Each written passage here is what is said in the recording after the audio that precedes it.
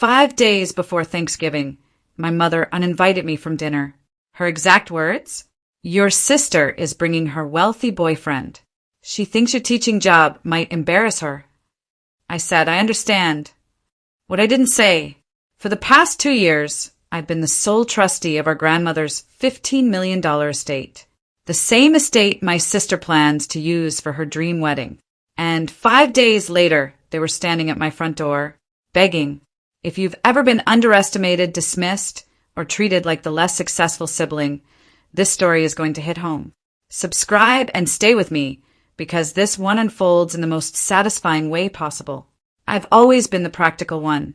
My sister, Caroline, was the golden child. Blonde, polished, effortlessly charming, the kind of person who could order water and make it sound glamorous. I became a public school teacher. She became an entrepreneur, which really meant influencer-adjacent socialite with excellent lighting and wealthy boyfriends. My parents adored her lifestyle. They called it ambition. They called mine safe. Still, I never felt resentful. Teaching mattered to me. I loved my students. I loved watching a kid finally understand something they thought they couldn't. But in my family, income defined value. Caroline dated men with yachts. I dated a high school counselor who drove a 10-year-old Honda. Guess which one got seated at the head of the table. Then my grandmother passed away. She was the only one who ever treated me like I was enough. Quietly, she updated her will before she died. And when the lawyer called us in for the reading, there was a surprise.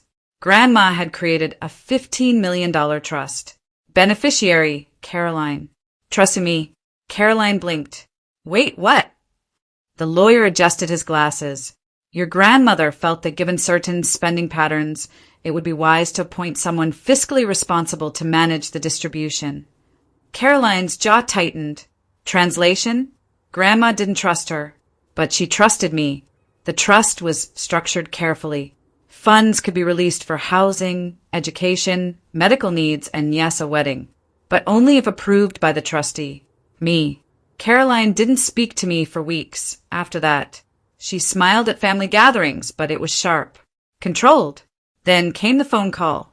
5 days before Thanksgiving. My mom's voice had that overly gentle tone people use when they're about to say something cruel. Honey, Caroline is bringing Trevor. Trevor, the hedge fund boyfriend. Private jet. Tailored suits. The human embodiment of a finance podcast.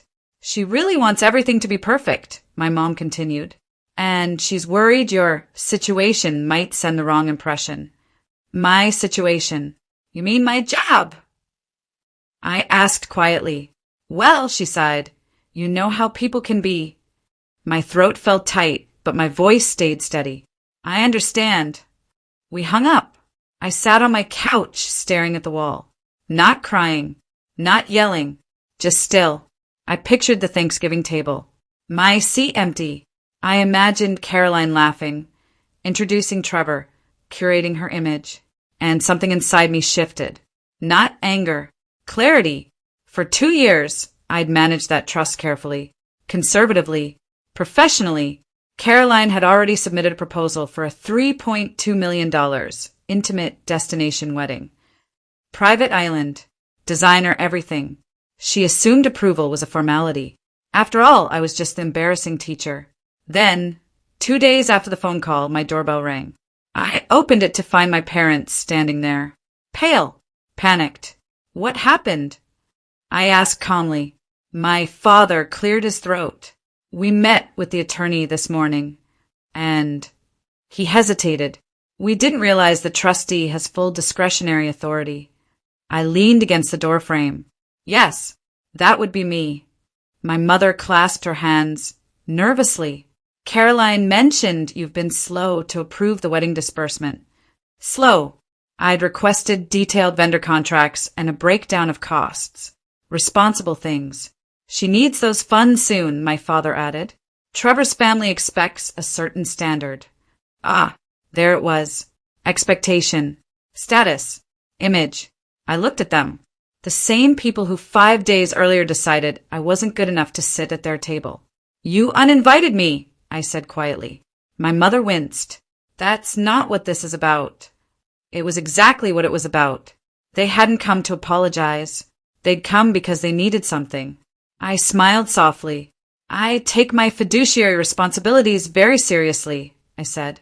I'll review everything carefully. Translation: nothing moves without me. They left unsettled. But the real shift happened at the charity gala.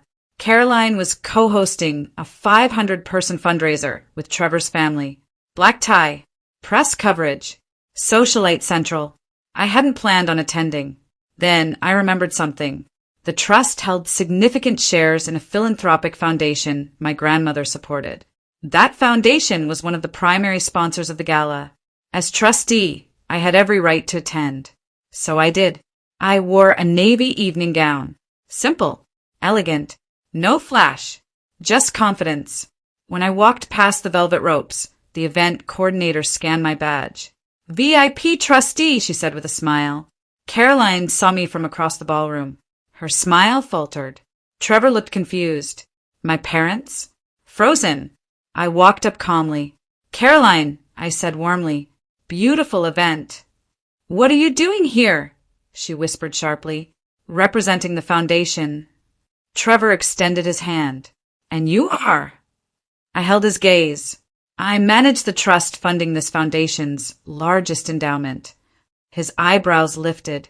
Oh, that tiny sound. That was the pivot. Suddenly, I wasn't the embarrassing teacher. I was the gatekeeper. The rest of the evening shifted subtly. People who once overlooked me engaged in conversation, asked intelligent questions, listened. Caroline watched it happen.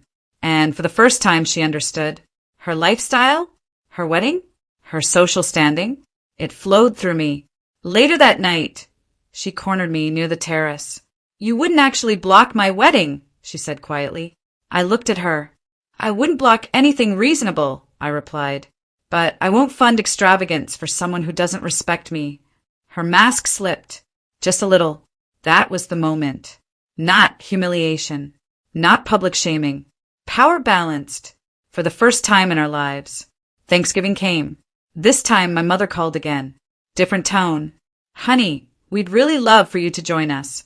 I paused. I have plans, I said gently. Because I did. Dinner with people who valued me. And the wedding? Approved. Scaled down. Reasonable. Caroline learned something that year. So did my parents. Respect isn't measured in income. And power doesn't always wear designer labels. Sometimes it teaches third grade.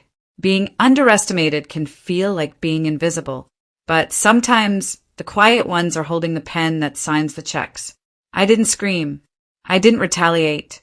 I just let reality introduce itself. And that was enough. If this story hit you right in the pride, hit like and subscribe for more stories where the tables turn in the most satisfying ways. And tell me in the comments, have you ever been underestimated by family? Because sometimes the best revenge isn't loud. It's controlled.